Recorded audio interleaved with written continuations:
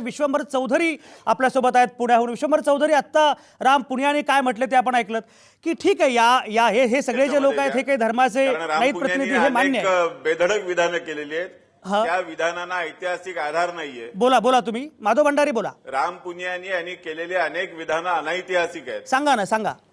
राम पुनियानी यांनी केलेली अनेक विधानं अनैतिहासिक आहेत.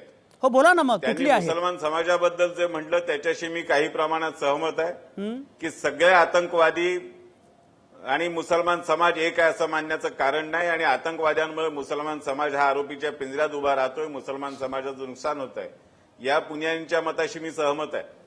पण त्यांनी अमेरिकेशी जे जोडण्याचा प्रयत्न केला आहे, 1947 पूर्वी भारतात पाहणी करण्यासाठी भारताची फाळणी ही धर्माच्या आधारावर झाली, आणि ही धर्माच्या आधारावर करण्यासाठी 40 ते 47 या काळामध्ये प्रचंड हिंसाचार भारतामध्ये झाला.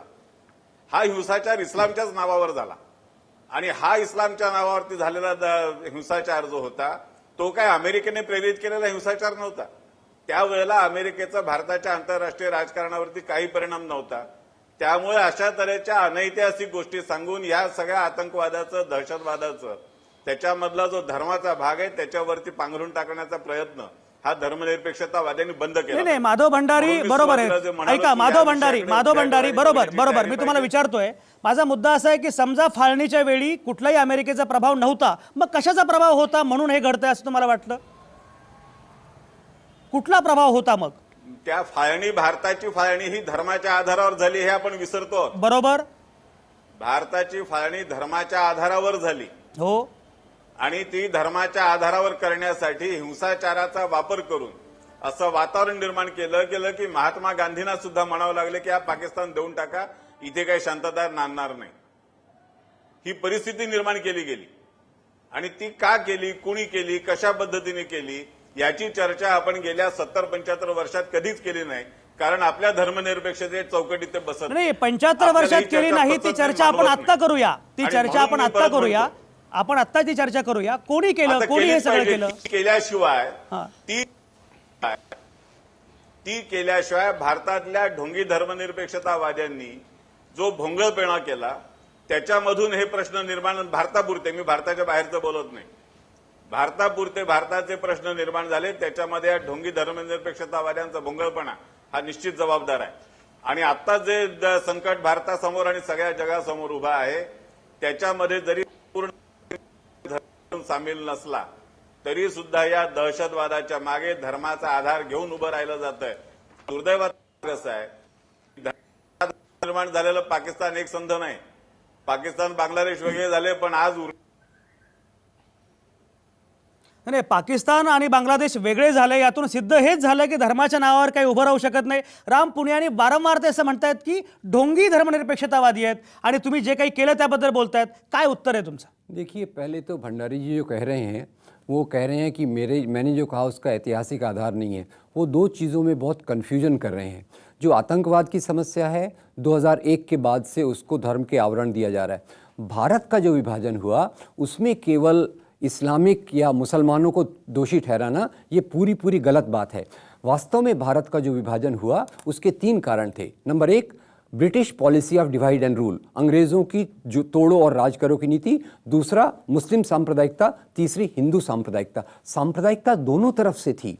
एक तरफ से हिंदू सांप्रदायिकता मुसलमानों के खिलाफ नफरत फैला रही थी, मुस्लिम सांप्रदायिकता हिंदुओं के खिलाफ फैला रही थी, और उनके बीच में जो तालमेल हुआ, आपने बिल्कुल गलत कहा कि महात्मा गांधी ने कहा पाकिस्तान दे दो. महात्मा गांधी और मौलाना अबुल कलाम आज़ाद आखिर तक इस बात पे टिके थे कि भारत को एक खंड एक रहना चाहिए. ये नेहरू और सरदार पटेल थे जिन्होंने मजबूरी से कहा कि हम ये मुस्लिम लीग के साथ सरकार चलाने में असमर्थ हैं, इसलिए उन्होंने कहा. मैं आपको ये भी बात बता दूं कि जितने मुस्लिम लीग के साथ थे उससे ज़्यादा मुस्लिम ये भारतीय राष्ट्रीय आंदोलन के साथ थे, गांधी के मानने वाले थे, मौलाना अबुल कलाम आज़ाद के साथ थे. तो आपकी ये समझ पूरी गलत है, निराधार है कि केवल एक प्रकार की सांप्रदायिकता से भारत का विभाजन हुआ. इसमें आप क्यों एक अपने आप को नज़रअंदाज कर रहे हैं कि इसमें सबसे बड़ा फैक्टर जो था वो था British policy of divide end rule, जिन्होंने एक तरफ से मुस्लिम सांप्रदायिकता को हवा दी, दूसरी तरफ से हिंदू सांप्रदायिकता को हवा दी।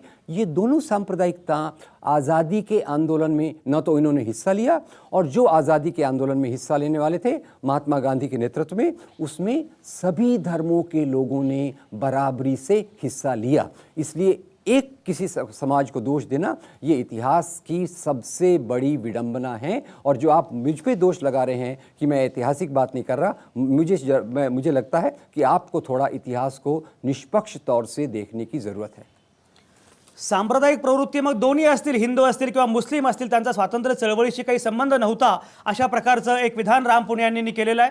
आणि एकूणच धर्मनिरपेक्षतेच्या अनुषंगाने काही मांडणी केली। विश्वंभर चौधरींकडे मला जायचं आहे। विश्वंभर चौधरी, मला एक सांगा, आता हे सगळं जे काही सुरू आहे, एक म्हणजे मुळात धर्मांधतेचा धोका भारताला कितपत आहे याच्या अनुषंगाने कायम चर्चा केली जाते विश्वंभरजी, की हा सगळा धोका भारताला कितपत आहे, अशा प्रकारची एक चर्चा केली जाते।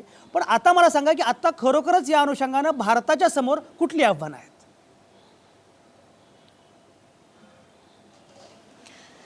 मला असं वाटतं की फाळणीचं जे विश्लेषण आता इथे झालं ते थोडंसं मला असं वाटतं की एकांगी होत आहे।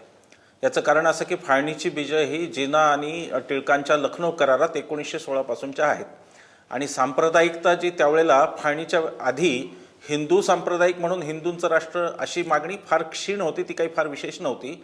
परंतु फाळणीची बीजं ही धार्मिक गोष्टीमध्ये या माधव भंडारी यांच्या म्हणण्याशी मी पूर्ण सहमत आहे। त्यामुळे आपल्याला तो विचार करताना एका अंगाने करता येणार नाही। एकीकडे कट्टर धर्मवादाला विरोध करावा लागेल आणि एकीकडे खरं म्हणजे धर्मनिरपेक्षतेच्या नावाखाली आपण जे काही करतो आहोत ते काही गोष्टी विकृत आहेत त्यातल्या, त्याच्याकडे बघायला लागेल। त्याचा मूळ मुद्दा असा आहे की धर्माच्या अलीकडे असतं ते पलीकडे असतं, अलीकडे असतं ते अर्थकारण असतं, आणि धर्मसत्ता ही दिखाऊ असते, ती लोकांना भडकावण्यासाठी असते। प्रत्यक्षामध्ये वरच्या लोकांचं अर्थकारण हे त्यात मजबूत होत असतं। नाहीतर इस्लामचा प्रचंड विरोध आहे, अंमली पदार्थांना पण अफगाणिस्तानात आफूनच ती उगवली गेली। तर मूळ मुद्दा असतो की धर्म हा लोकांना भडकावण्यापुरता असतो आणि अर्थकारणाची वेळ आल्यानंतर धर्माला गुंडाळून ठेवायचा असतं। हे जगात सगळीकडे दिसतंय, केवळ इस्लाममध्येच नाही तर जगात सगळीकडे हे अशा प्रकारचं दिसतंय। भारताला धोका आहे का? तर भारताला निश्चित धोका आहे। भारताला जो धोका आहे तो भारत एक हिंदूंचं राष्ट्र या अर्थाने असल्यामुळे आहे का, असा जर आपला प्रश्न असेल तर मला असं वाटत नाही। मला असं वाटतं तो धोका अशासाठी आहे की भारत ही एक उगवती महासत्ता आहे, तिचं एक अर्थकारण प्रबळ आहे, आणि शेजारी वेगळा झालेला पाकिस्तान आहे ज्याच्यामध्ये लोकशाही कधीही स्थिर झाली नाही, तिथे लोकशाहीला स्थिरच होऊ दिलं गेलं नाही। कधीतरी लोकनियुक्त सरकार आले की लगेच मिलिटरी उठाव करते आणि मिलिटरी त्या सरकारचा ताबा घेते, आणि त्यामुळे ते कधी स्थिर होऊ शकले नाही। दुसरी गोष्ट म्हणजे अत्यंत धर्मकारणाचा प्रभाव असल्यामुळे मदरशांमधून किंवा तिथल्या शिक्षणामध्ये धर्मकारण हे पहिलं सर्वप्रथम प्राधान्य असल्यामुळे या जगाकडे जास्त मोकळेपणाने बघायची पाकिस्तानमध्ये एक संस्कृती तयार झाली नाही, आणि त्यामुळे विज्ञान तंत्रज्ञानात सुद्धा पाकिस्तान आपल्याला मागे पडलेला दिसतो। जेव्हा जेव्हा आधुनिकतेचा विचार येतो, जेव्हा जेव्हा काही पाकिस्तानमध्ये सुद्धा जे पुरोगामी लोक आहेत, जे चांगले लोक आहेत अतिशय, ते जेव्हा आधुनिकतेचा विचार आणतात, नवीन काहीतरी करायचं, पुरोगामित्वाचा विचार आणतात, तेव्हा तेव्हा तिथलं लष्कर आणि तिथली सत्ता आणि तिथली धर्मसत्ता असे तिन्ही मिळून त्यांना दाबतात, आणि तिथे प्रतिगामी शक्तींचा कायम विजय होत आलेला आहे। आजपर्यंत आता अगदी कालच्या हल्ल्यात सुद्धा हेच दिसलं की पाकिस्तानचे नागरिक बिचारे त्यात निष्पाप जरी मारले गेलेले असले तरी पाकिस्तान स्पॉन्सर्ड जो काही दहशतवाद आहे त्याच्यावर पाकिस्तानने प्रामाणिकपणे कधीही अंमल केला नाही। पाकिस्तानने फक्त आणि फक्त त्या गोष्टीचा उपयोग राजकारणासाठी, अर्थकारणासाठी केला। त्याच्या एक प्रकारे असं म्हणता येईल की दुःखद पडसाद हे आता तिथेही उमटत आहेत। मुद्दा असा आहे की भारताला याचा धोका आहे, तो भारत एक अर्थसत्ता बनू पाहतोय, भारत एक विज्ञानातली सत्ता बनू पाहतोय। या सगळ्या गोष्टींमुळे तो धोका आहे। ते शेजाऱ्याचा एक प्रकारेचा तो जळफळाट